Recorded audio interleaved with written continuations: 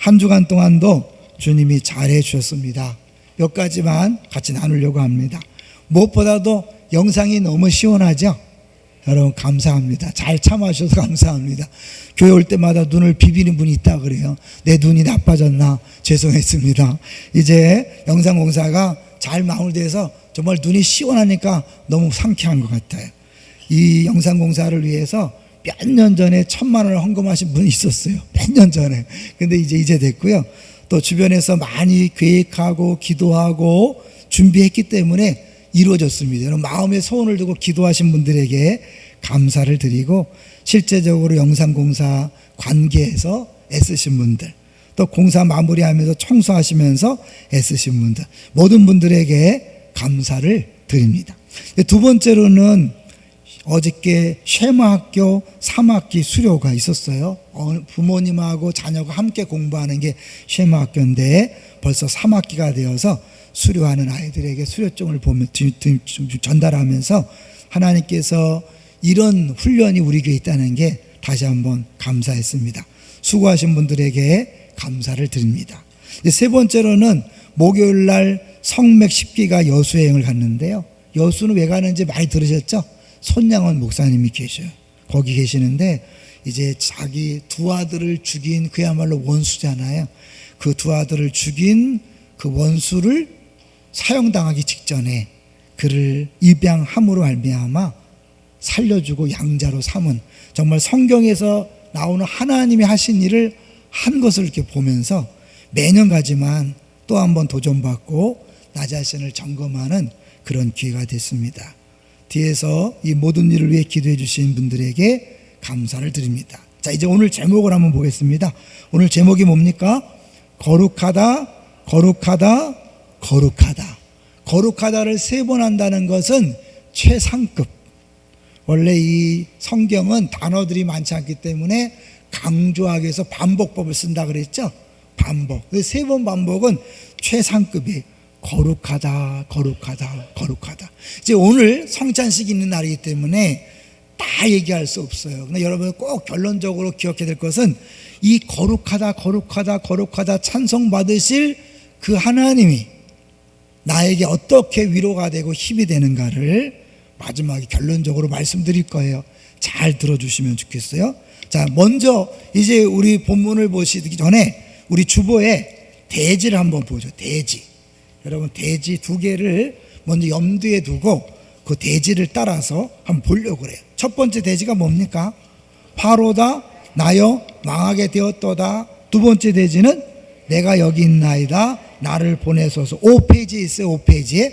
자, 이제 먼저 6장 1절을 보겠습니다. 6장 1절 시작. 우시야 왕이 죽던 해에 내가 본즉 주께서 높이 들린 보좌에 앉으셨는데 그의 옷자락은 성전에 가득하였고. 우시야 왕이 죽던 해, 이거를 왜 썼을까요? 그냥 썼나 보다. 아니에요. 굉장히 중요한 의미가 있는 거예요. 이 우시야 왕은 유대의 역대 왕들 중에 가장 강력한 왕 중에 하나였어요. 그래서 이 우시야 때에 주변 국가들을 거의 점령하고 예루살렘 성을 수리하고 군대를 정비하고 농사 계획에 힘썼다라고 이제 역대기서에 기록될 정도로 굉장한 치적이 있고 왕성한 정치활동을 했던 왕이죠. 근데 그 왕이 죽었어요. 상대적으로 당시는 굉장히 정치 경제적으로 혼란한 시대였어요. 그러니까 사실 그 강력한 왕이 죽었을 때 사람들 마음속에는 두려움이 오는 거죠. 어떡하나. 그럴 때 하나님이 이사야를 만나 주십니다. 왜 만나 주셨을까요? 여러분 배경을 볼 때, 야, 눈에 보이는 왕이 너희들이 왕이 아니야. 내가 진짜 왕이야. 두려워하지 마라. 염려하지 마라. 그렇게 말씀하시면 동시에 왜? 너희들의 문제는 왕이 죽은 게 아니야. 너희들이 죄를 돌이키지 않는 게 문제야. 그래서 하나님에 대하여 거룩하다, 거룩하다, 거룩하다 하면서 그들의 죄에 대한 이야기를 하시는 거죠. 이게 사실은 이 6장은요, 6장은 1장부터 12장 사이에 있음, 중간에 있기 때문에 또 소중하지만 이 12장 전체를 요약하는 내용이에요. 더 나아가서 이사야 전체의 핵심적인 주제를 다 담고 있어요. 그러니까 6장이 할 얘기가 많지만 좀 전에 말씀드린 대로 두 가지에 집중해서 말씀드릴 거예요. 이사야의 죄를 깨끗게 하신 그 내용과 이사야를 파송하신 내용을 근거로 우리 삶에 한번 적용해 보려고 그래요. 먼저 이사야의 죄를 깨끗게 하시는 장면을 같이 보도록 하겠습니다. 2절을 보겠습니다. 6장 2절 시작. 수랍들이 모시고 섰는데 각기 6날개가 있어 그 둘로는 자기 얼굴을 가리었고 그 둘로는 자기의 발을 가리었고 그 둘로는 날며. 저는 영상이 이렇게 됐을 때 이런 것이 영상이 있으면 보여줬으면 좋겠는데 없더라고요. 둘로는 얼굴을 왜 얼굴을 가렸을까요? 차마 하나님의 거룩하신 그 영광을 두 눈으로 볼 수 없기 때문에 가린 거죠. 왜 발을 가렸어요? 가장 이제 더럽다고 생각하는 발을 가림으로 하나님 앞에 이렇게 거룩한 존재 앞에 서는 거죠. 그리고 둘로는 날면서 뭐라고 말합니까? 3절 우리 제목에 나오죠. 3절 시작. 서로 불러 이르되 거룩하다 거룩하다 거룩하다 만군의 여호와여 그의 영광이 온 땅에 충만하도다 하더라. 그 거룩이라는 게 뭘까요? 우리 거룩하신 하나님 거룩 오늘 찬양도 했잖아요. 여러분. 거룩하면 어떤 이미지가 떠올라요? 우리 한국 사람들은 다분히 유교와 불교 문화가 강하기 때문에 거룩하면 조용하고 엄숙한 걸 생각해요. 그래서 이렇게 목사님들도 이렇게 성경책을 딱 끼고 천천히 거룩 이렇게 해야 되죠. 그런데 성경의 거룩이란 개념은 엄밀히 말하면 구별되었다, 분리되었다 그런 뜻에서 나온 단어예요. 그러니까 하나님은 세상 모든 만물과 피조물 세계와 구별된 분리된 분이다. 같은 동급이 아니다. 그런 뜻이에요. 그리고 모든 이방신들과 구별된 분, 특별한 분이다. 우리 지난주에 들었지만 이스라엘 백성들이 하나님을 어떻게 취급했어요? 일반 우상들과 똑같이 취급했어요. 어떻게 해요? 지성소에 가둬놓고 제물만 드리면 하나님은 괜찮을 거라 생각한 거죠. 이건 뭐예요? 이방신들이 그랬어요. 이방신들은 제물만 갖다 주면 그 사람들이 어떤 짓을 해도 아무 상관이 없어요. 죄를 짓던 나쁜 짓을 하든 아무 상관이 없어요. 그건 이방신들의. 하나님은 그런 분이 아니라는 거죠. 모든 피조물과 구별되시는 스스로 있는 자로서 거룩하시고 모든 이방신들과 구별되는 차별되는 그런 분이라는 거예요. 그래서 어떤 이제 기관에서 설명할 때 태양계의 태양을 얘기하더라고요. 태양계에 많은 행성들이 있잖아요. 그 중에 태양 같은 그런 글이 없잖아요. 그러니까 태양계의 태양이 거룩한 존재다 이렇게 얘기하는 거예요. 그렇게 아시겠죠? 의미가 다른 존재, 구별된 존재라는 거예요. 근데 하나님은 그렇게 너무 거룩하시기 때문에 거룩하다라고 그렇게 찬양을 받으시기에 합당한 거죠. 자, 이제 4절 볼까요? 4절 시작.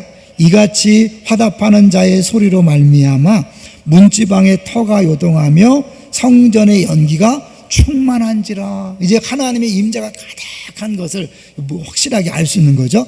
5절 시작. 그때에 내가 말하되 화로다 나여 망하게 되었도다. 나는 입술이 부정한 사람이요 나는 입술이 부정한 백성 중에 거주하면서 만군의 여호와이신 왕을 배웠음이로다 하였더라. 5절 굉장히 중요해요. 여기 보니까 그 거룩하신 하나님을 딱 만나는 순간 나타난 반응이 뭐예요? 자기의 죄성이 딱 드러나는 거죠. 사실 이 영상이 다 준비됐을 때 어제 많은 분들이 그런 얘기를 했어요. 이제 목사님 조심해야 되겠어요. 왠지 아시죠? 이 화면이 너무 밝아졌기 때문에 분장하지 않으면 너무 지저분하게 나올까봐 걱정하는 거예요. 여러분, 이 너무 깨끗하는 게 또 어려울 수 있어요. 부담되고 신경 쓰여요. 여러분, 혹시 보여도 신경 쓰지 마시기 바랍니다. 이 거룩하신 하나님 앞에 딱 서게 되면 이 죄인됨이 드러나는 거예요. 여러분, 베드로가 예수님께서 깊은 데에 가서 그물을 내려라. 그래서 어떻게 했어요? 내렸더니 고기가 그물에 찔끔 잡혔죠. 이분 주님이구나. 그럴 때 바로 고백한 게 뭐예요? 주여, 나는 죄인입니다. 나를 떠나세요. 라고 고백한 것처럼 누구나 하나님을 만나면 죄인임을 고백하는 거예요. 그러니까 여러분 정말 예배 시간에 진짜 하나님 앞에 예배로 나오셨나요? 정말 그 하나님을 만난다면 여러분은 날마다 죄인임을 고백해야 돼요. 내가 죄인임을 고백하지 않는 사람은 아직 하나님이 누군지 모르고 하나님을 만나지 못한 거예요. 예배 때마다 내 자신이 하나님 앞에 더러운 죄인임을, 설 수 없는 죄인임을 고백하고 그리고 용서를 구하는 거죠. 우리 오늘도 보혈 찬송했지만 보혈 찬송할 때마다 내 죄 때문에 주님이 죽으셨습니다. 그 말은 뭐예요? 내가 죄인인데 내가 죽어야 되는데 주님이 죽으셨습니다. 보혈을 찬송하고 십자가를 찬송하는 거죠. 그러면서 다시는 내가 죄를 짓지 않겠습니다 라고 결단이 들어가야 되는 거죠. 근데 이 이사야가 자기가 죄인이라 그래서 이제 죽게 됐다 그랬는데 내용을 보면요, 구체적으로 뭐라고 고백합니까? 나는 뭐가 부정하다고요? 입술이 부정한. 왜 수많은 것 중에 이런 고백을 할까요? 입술이 부정한 사람이 자기 개인뿐만 아니라 그 다음에 뭐예요? 나는 입술이 부정한 백성 중에 거주하면서 만군의 여호와이신 왕을 배웠음이로다 하였더라. 단순히 선지자 개인의 문제가 아니라 그 민족 자체가 하나님 앞에 죄악 중에 있다는 것을 고백하는 거죠. 그러면 왜 하필이면 입술일까요? 한번 잠깐 볼까요? 이사야 29장, 같은 이사야니까요. 29장 13절을 빨리 가보세요. 29장 13절. 구약성경 1000페이지, 딱 1000페이지인데요. 29장 13절에 너무 많이 넘기지 마세요. 29장 13절 시작. 주께서 이르시되 이 백성이 입으로는 나를 가까이하며 입술로는 나를 공경하나 그들의 마음은 내게서 멀리 떠났나니 그들이 나를 경외함은 사람의 계명으로 가르침을 받았을 뿐이라. 뭐예요? 입술로는 나를 공경하나 그들의 마음 내게서 떠났다. 그러니까 결국 뭐예요? 거짓말하는 거예요. 그러니까 하나님 뭐예요? 가증스럽다 이랬더라. 예배 그만 드려라. 제사 그만 드려라. 재물 갖고 오지 마라. 왜요? 나 그런 거 싫다고 얘기했잖아요. 왜? 마음이 아닌데 거짓말을 하기 때문에 그런 거죠. 그런데 사실은 이제 이 특별히 입술에 대한 이야기를 할 때 우리가 야고보서를 안 갈 수 없어요. 왜냐하면 사실은 입술이라는 것은 사람의 그런 말에 대한 것이고 모든 인간의 죄는 말에서 거의 시작되거든요. 자, 야고보서를 한번 가볼게요. 야고보서 1장. 우리 일부 예배 때 했으니까 혹시 화면이 뜰지 모르겠네요. 야고보서 1장 26절 여러분 잘 기억하세요. 그리고 적어 놓으세요. 1장 26절 화면도 나오네요. 신약 372쪽인데 같이 읽어봅니다. 시작. 누구든지 스스로 경건하다 생각하며 자기 혀를 재가 물리지 아니하고 자기 마음을 속이면 이 사람의 경건은 헛것이라. 그러니까 사실은 하나님을 믿는다는 건 뭐냐면 말이 달라지는 거예요. 여기 스스로 경건하다 생각하며 자기 혀를 재가 물리지 않는, 자기 혀를 통제하지 않는 사람은 아직도 뭐예요? 자기가 주인인 사람인 거예요. 내가 말하면 안 되지. 주님이 하시도록 해야 돼요. 그래서 사실은 성령이 우리에게 임했을 때 다는 아니지만 가장 많이 나타나는 현상이 뭐예요? 방언이에요. 방언이 왜 나올까요? 혀를 통제하는 거예요. 성령께서 우리 혀를 통제하는 것을 보여주는 거예요. 그러니까 예수 믿는 사람은 첫 번째로 말이 달라져야 돼요. 그 전에 말을 함부로 하다가 이제 말을 함부로 하는 사람이 아니라 누가 봐도 말을 조심하네, 이런 사람이 예수 믿는 사람이에요. 동의하십니까? 그러니까 여러분 말을 많이 한다면 아직 예수를 모르는 거예요. 그 다음에 3장으로 가볼까요? 3장 8절부터 10절을 보세요. 3장 8절부터 10절 374쪽 시작. 혀는 능히 길들일 사람이 없나니 쉬지 아니하는 악이요 죽이는 독이 가득한 것이라. 9절 이것으로 우리가 주 아버지를 찬송하고 또 이것으로 하나님의 형상대로 지음을 받은 사람을 저주하나니 한 입에서 찬송과 저주가 나오는도다. 내 형제들아 이것이 마땅하지 아니하니라. 사실은 이 말에 다 실수가 있다는 거예요. 3장 2절도 잠깐 가보세요. 3장 2절 3절 시작. 우리가 다 실수가 많으니 만일 말에 실수가 없는 자라면 곧 온전한 사람이라 능히 온몸도 굴레 씌우리라. 3절. 이 말을 우리가 통제해야 되는 이유가 뭐냐면 3절에 시작. 우리가 말들의 입에 재갈 물리는 것은 우리에게 순종하게 하려고 그 온몸을 제어하는 것이다. 그러니까 내가 말만 조심하면 죄를 짓는다 안 짓는다? 안 지을 수 있다는 거예요. 여러분, 모든 죄는 언어에서 시작되는 거예요. 그런데 이제 사실은 여기 다시 3장 9절을 보면 우리가 주 아버지를 찬송하고 저주를 같이 한대요. 뭐가 저주예요? 하나님 저주하는 게 뭐예요? 잘 보세요. 하나님 형상대로 지음받은 사람에게 함부로 말하는 게 뭐예요? 하나님을 저주하는 거예요. 한번 물어볼까요? 여러분, 지난 한 주 동안 솔직히 말해서 뒷담화 했어요, 안 했어요? 칭찬과 그 사람을 인정하는 말이라면 괜찮아요. 그건 하나님을 찬송하는 거잖아요. 왜? 하나님 형상을 칭찬했으니까. 그런데 뒤에서 흉보고 함부로 말했다면 여러분 뭐예요? 하나님을 저주한 거예요. 그러면 우리 삶 속에서 하나님 찬송할 때가 많아요? 저주할 때가 많아요? 24시간 중에 한 23시간 30분은 저주하고 한 30분 찬송도 대단한 거죠. 우리가 그런 존재라는 말이에요. 그러니까 여러분 조심하셔야 돼요. 사람들에게 함부로 말하는 거, 이게 하나님을 저주하는, 이것만큼 큰 죄가 어디 있어요. 그런데 더 어떻게 보냐면 여기 보세요. 다시 오늘 본문 들어가 보시면 입술이 부정한 백성 중에 거주했다 그래요. 특별히 한국은 여러분, 우리 입술이 부정한 백성들이에요. 왠지 아시죠? 이 교회 내에도요, 이 이념 때문에 끊임없이 상대 진영을 함부로 말해요. 저는 목사님들 세계에서도 보면 너무 말을 막 해요. 자기 생각과 다르다고 너무 말 막 해요. 목사들만 그런가요? 여러분 어떠세요? 쉽게 해서 우리 한국에 지금 무슨 파, 태극기파, 문파 막 이래갖고요. 서로 기독교인들에도 막 욕하잖아요. 그게 자체가 다 뭐예요? 하나님을 저주하는 거잖아요. 우리는 그런 백성들 속에 살고 있어요. 그러니까 어느 누구도 깨끗하다고 말할 수 없어요. 우리나라는 특별히요. 일본은 왜 흉안 보는지 아세요? 사무라이 칼로 죽이니까. 왜 미국이나 이런 데서는 함부로 말하지 않는지 아세요? 총 맞아 죽으니까.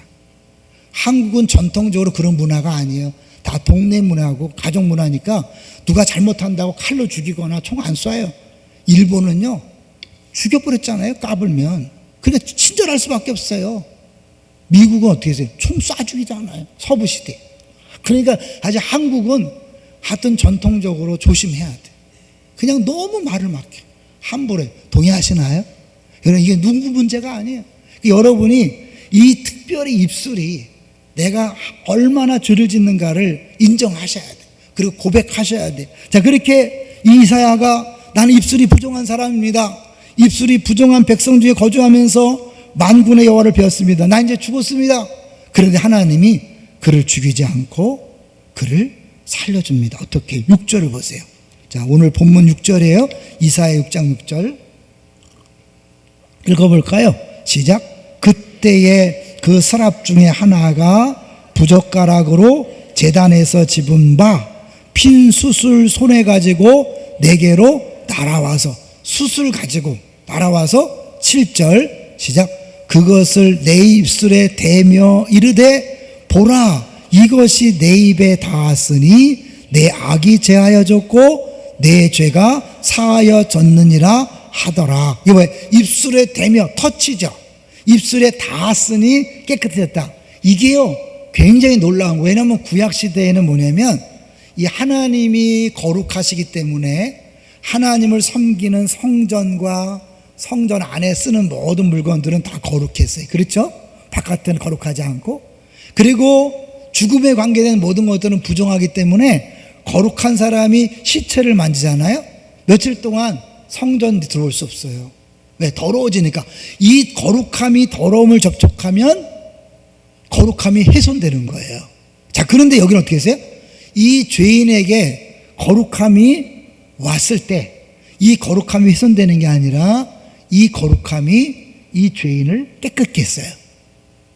대단히 놀란 거죠. 그러니까 그 그 당시의 모든 원칙을 벗어나는 특별한 거예요. 뭐가 생각나나요? 예수 그리스도가 이 땅에 오셔서 하실 일이 생각나는 거예요. 사실은 문둥병을 만지면 문둥병 때문에 부정해지는데 예수님 오셔서 문둥병자를 만지고 치유해줘요. 놀랍죠? 12의 혈루증, 피 흘리는 여인을 만나고 접촉하면 그 접촉한 사람이 더러워지는데 예수님을 만졌음에도 불구하고 오히려 예수님의 거룩함이 나아가서 여자를 고쳐요. 죽은 나사로, 시체, 죽음의 부정의 상징인데 죽은 나사로를 살려요. 이게 뭐예요? 거룩이 부정을 깨끗게 하는 거예요. 그러니까 예수 그리스도가 오셔서 우리를 깨끗게 하실 것을 미리 보여주는 거죠. 이 이사야가 한 게 아무것도 없잖아요. 지금 죽게 됐잖아요. 완전 쇳덩어리인데 어떻게 살아났어요? 하나님의 일방적인 은혜로 깨끗해진 거예요. 그러니까 결국 이 숯불은 누구를 상징할까요? 예수 그리스도를 상징하는 거죠. 그러니까 예수님이 이 땅에 오셔서 우리의 모든 죄를, 더러움을, 부정을 깨끗게 하신 줄로 믿습니다. 그러니까 은혜인 거죠. 우리가 뭘 한 게 아니에요. 하나님께서 일방적으로 베푸신 거예요. 이 이사야에게. 이스라엘 백성이 완전히 쇳덩이라서 다 심판받아 마땅한데 그럼에도 불구하고 그들을 살려주는 이유는 하나님의 은혜라는 것을 이야기하는 거예요. 자, 이제 이렇게 은혜로 하나님이 이사야를 구원해주고 깨끗하게 한 다음에 무슨 일이 벌어지는가? 이제 두 번째를 볼 거예요. 두 번째 대지. 두 번째 대지가 뭐죠? 두 번째 대지가 내가 여기 있나이다. 나를 보내소서. 이렇게 은혜로 자기가 죽어야 되는데 죽어 마땅한데 은혜로 살아났으니 어떻게 해요? 이제 그 흥분된 상태를 우리가 알 수 있을 거 아니에요. 자, 8절을 볼까요? 8절. 내 죄가 사해졌다고 한 다음에 8절 시작. 내가 또 주의 목소리를 들으니 주께서 이르시되 내가 누구를 보내며 누가 우리를 위하여 갈고 하시니 그때에 내가 이르되 내가 여기 있나이다. 나를 보내소서 하였더니, 여러분 7절까지는 주의 목소리를 들었어요? 못 들었어요? 네? 잘 보세요. 들었어요? 못 들었어요? 아니요. 주님이 말씀하는 걸 듣지 못했죠. 천사들이 거룩하다 거룩하다 했고 이제 내 죄 사함 받았다. 이것도 뭐예요? 결국 그거는 스랍이 한 얘기잖아요. 결국 이 깨끗하게 죄가 해결된 다음에 비로소 8절에서 그 천상회의에 이사야가 참석할 수 있는 거예요. 하나님이 주재하는 그 하늘 회의에 이사야가 들어갈 자격을 얻은 거죠. 깨끗했으니까. 그래서 거기서 듣는 거예요. 그 하나님이 내가 누구를 보내며 누가 우리를 위해, 왜 우리일까요? 왜 우리예요? 보통 우리 성부, 성자, 성령 삼일체 하나님이라고 얘기하는 거죠. 우리를 위하여 갈고 하시니 그때에 내가 이르되 내가 여기 있나이다. 나를 보내소서. 은혜임을 깨달으니까 어떻게 해요? 이제 어차피 죽을 뻔했는데 살아났으니 뭐예요? 이제 주님 어디든지 가오리다. 부름받아 나서니 어디든지 가오리다. 악을 잡힌들에도 그런 마음 이해가 되시죠? 진짜 내가 은혜를 깨달았다면 사실은 어디든지 갈 수 있는 거예요. 여기 보면 이사야가 뭘 위해 부름받은지를 아직 몰라요. 내용도 모르는데 제가 가겠습니다. 지금 어떤 일을 맡길지도 몰라요. 이게 뭐냐면 내가 이제 어차피 죽을 인생이 살아났으면 이제 하나님 죽어도 좋습니다. 어디든지 가겠습니다. 그런 거죠. 이해되시죠? 그런데 그가 이제 가는 일이 중요해요. 9절을 보겠습니다. 9절 시작. 여호와께서 이르시되 가서 이 백성에게 이르기를 너희가 듣기는 들어도 깨닫지 못할 것이요 보기는 보아도 알지 못하리라 하여. 결국 가서 한 일이 뭐냐면 그들을 다 망하게 하는 거예요. 10절 시작. 이 백성의 마음을 둔하게 하며 그들의 귀가 막히고 그들의 눈이 감기게 하라. 염려하건대 그들이 눈으로 보고 귀로 듣고 마음으로 깨닫고 다시 돌아와 고침을 받을까 하노라. 그들에게 복음을 전해서 돌아오게 하라는 게 아니에요. 그들에게 전해서 다 심판받게 하라는 거예요. 마음에 드는 일입니까? 마음에 들지 않는 일입니까? 마음에 안 드는 일이죠. 이거를 누가 환영하겠어요? 누가 좋아하겠어요? 사역할 때 기쁘겠어요? 슬프겠어요? 안타깝잖아요. 사실은 사람들이 싫어하는 일, 자기도 싫어하는 일을 하나님께서 맡기시는 거예요. 우리가 신앙생활 할 때 정말 주 앞에 헌신했다면 하나님이 꼭 내가 원하는 일, 좋은 일만 시키는 게 아니에요. 내가 원하지 않는 일, 아무런 열매도 없어 보이는 일, 시시한 일, 남들이 우습게 보는 일, 이런 일을 맡길 수도 있어요. 동의하십니까? 그런데 그것은 실패일까요? 성공일까요? 실패, 성공의 문제가 아니에요. 그럼에도 불구하고 우리는 자꾸 내 기준으로 하나님 일을 판단해요. 그래서 화려하고 멋있고 뭔가 있으면 진짜 같고 아니면 아닌 것 같아. 그러니까 사실은 말은 안 하지만 내 마음속에 내 인생을 보면서 나는 성공적인 인생이야, 실패한 인생이야, 이게 꽉 차 있어요. 그래서 내가 성공했다고 생각하면 좀 교만하고 실패했다고 생각하면 그 공허함을 채우기 위해서 내가 강하게 나갈 수가 있어요. 제가 이 말씀을 준비하다가 팀켈러 목사님 그런 표현을 쓰는 거 봤어요. 당신의 모든 언행은 당신 안에 있는 충만함에서 흘러넘치는 겁니까? 아니면 당신의 공허함에 대한 반응입니까? 내가 나 자신을 용납할 수 없기 때문에, 실패라고 느끼기 때문에 상대적으로 잘된 사람을 비판하게 돼 있고요, 다른 것으로 내 잘남을 드러내고 싶은 그런 마음들이 있을 수 있는 거예요. 여러분, 정말 성령 충만을 통해서 여러분의 말과 행동이 흘러넘치기를 주의 이름으로 축원합니다. 그러려면 여러분이 먼저 아셔야 돼요. 하나님이 내게 맡기신 인생, 내게 맡기신 사역이 꼭 내 마음대로 되는 게 아니라는 거예요. 내 뜻이나 내가 원하는 방향이 아니라는 거예요. 이제 예를 들어서 제가 이제 어제 말고 지난주 토요일 날 일동에 있는 어느 교회에 목사님 은퇴가 해서 은퇴 예배를 드렸어요. 사실 이제 노회장이라서 설교를 해야 되는데 그 목사님을 잘 몰라요. 어떡하나 했는데 마침 우리 노회 수양회 갈 때 바로 옆자리에 하나님이 딱 앉게 했어요. 그래서 그 먼 길을 가면서 그분의 얘기를 다 들었어요. 일생 동안 목회한 얘기를 다 들었어요. 그런데 다 듣고 난 결론이 뭐냐면, 은혜다. 진짜 이 목사님 목회 중에 은혜구나. 그런 걸 느꼈어요. 그런데 이 목사님 결론이 뭐냐면, 그런데 교인이 별로 없어서 실패한 목회를 했다 그러는 거예요. 정말 실패일까요? 제가 다 설교도 했지만 하나님의 은혜로 하나님이 하셨다면 실패가 없는 줄로 믿습니다. 왜냐하면 하나님이 실패하는 분이 아니잖아요. 근데 우리는 은혜라고 말을 하면서도 성공 실패를 나눠요. 이 자체가 얼마나 불신의 행동인지 아시죠? 하나님을 실패자로 몰고 가는 거잖아요. 하나님의 은혜라, 지금까지 지내온 거 주의 크신 은혜라고 했다면 다 이 결과는 뭐예요? 다 주님이 하신 일이에요. 믿습니까? 그런데 우리는 전도할 때 열매가 없으면 실패라 생각하고, 내가 주일학교 교사를 하지만 아이들이 많이 늘지 않으면, 여러분 부흥이란 단어도 쉽게 쓰면 안 되죠. 부흥이란 게 인원수가 얘기하는 게 아니잖아요.